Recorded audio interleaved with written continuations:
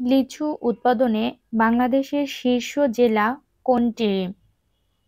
দিনাজপুর। বড়পুকুরিয়া তাপবিদ্যুৎ কোন জেলায় অবস্থিত? দিনাজপুর। বাংলাদেশের একমাত্র কয়লা শোধনাগার দিনাজপুরের কোন উপজেলায় অবস্থিত? বিরামপুর। দিনাজপুর জেলার অর্থনৈতিক চালিকাশক্তি কোনটি? কৃষিখাত। বাংলাদেশের কয়লা সমৃদ্ধ জেলা কোনটি? দিনাজপুর। বাংলাদেশের একমাত্র কঠিন শিলার খনি কোথায় অবস্থিত?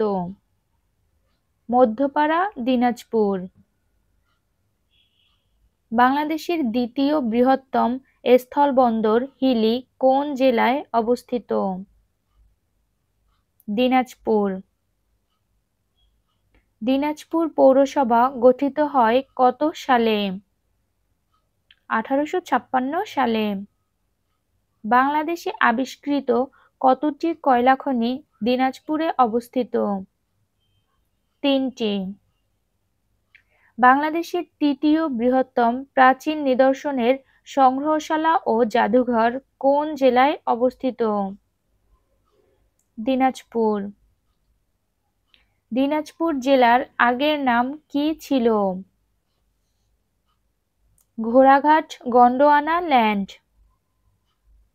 দিনাজপুর জেলা কতটি উপজেলায় বিভক্ত? 13টি। দিনাজপুর জেলা কোন প্রাচীন জনপদের একটি অংশ ছিল? পুন্ড্রবর্ধন। দিনাজপুর জেলা কোন বিভাগে অবস্থিত? রংপুর।